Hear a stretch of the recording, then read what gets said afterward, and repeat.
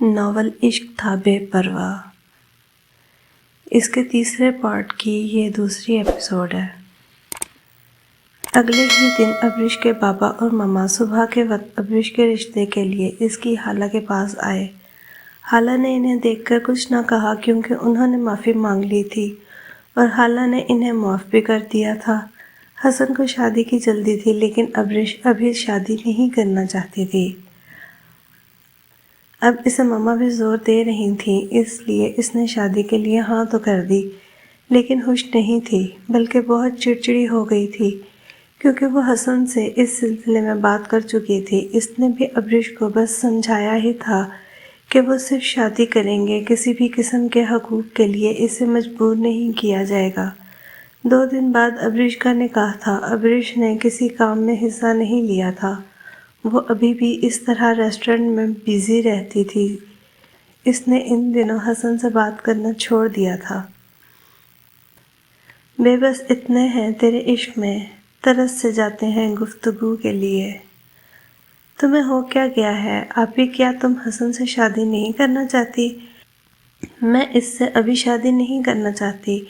میں اتنی جلدی اتنی اچانک اپنی زندگی میں بدلاؤ برداشت نہیں کر سکتی۔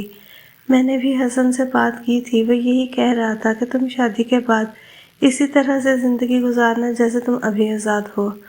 وہ تو شادی کے بعد ہی پتہ چلے گا کہ وہ اپنی باتوں میں کتنا پورا اترتا ہے۔ آج ابریش کا شام 5 بجے نکاح تھا۔ حسن کی خالہ اور کزن ہانیہ بھی پاکستان آ گئے تھے۔ ابریش آج جان کر لیٹ تیار ہوئی تھی۔ وہ آج بھی اسی طرح غصے میں بیٹھی تھی۔ اسے بہت غصہ آ رہا تھا۔ اسے ان سب نے مل کر اس شادی کے لیے زبردستی تیار کیا تھا۔ ابریش کیا ہو گیا ہے؟ تمہیں اتنا منہ بنا کر کیوں بیٹھی ہو؟ سب دیکھ رہے ہیں، مسکرا لو تھوڑا سا، حسن پیار سے کہنے لگا۔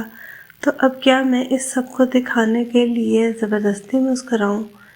ابریش اتنا غصہ کیوں ہو؟ جیسے تمہیں نہیں پتہ نا، ابریش ہمارا نکاح ہونے والا ہے، کل رخصتی ہے اور تم مجھ سے ایسے ناراض ہو۔ حسن اس وقت میں بحث کے موڈ میں نہیں ہوں، چپ ہو کر بیٹھ جاؤ۔ نکاح ہونے پر ہی ابریش سب کے سامنے سے اٹھ کر کمرے میں چلی گئی۔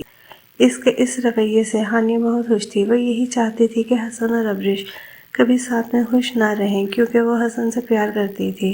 باقی سب بھی ابریش کے اس طرح سے چلے جانے پر حیران تھے۔ رخصتی کے فوراً بعد ابریش کو حسن کے کمرے میں لایا گیا۔ آج ابریش خوش ہی تھی، شاید نکاح کا ہی اثر تھا۔ ابریش کمرے میں آتے ہی ساری جویلری اتارنے لگی۔ وہ حسن کے آنے سے پہلے ہی کپڑے بدل کر گھر کے کپڑے پہن چکی تھی۔ اب وہ ریلیکس ہو کر زینب کے ساتھ ہی بیٹھی ہوئی تھی۔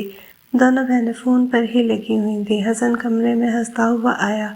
وہ بھی ابریش کا کل کا رویہ بھول چکا تھا۔ اس کے آتے ہی زینب چلی گئی۔ سنیں، سوری، کل میرا رویہ آپ کے ساتھ صحیح نہیں تھا۔ کوئی بات نہیں، میں بھول چکا ہوں۔ ٹھیک ہے، تھینک یو۔ حسن جب سے آیا تھا کھڑا تھا، اسے چین ہی نہیں مل رہا تھا۔ وہ کمرے میں بمشکل 5 منٹ رکا اور واپس چلا گیا۔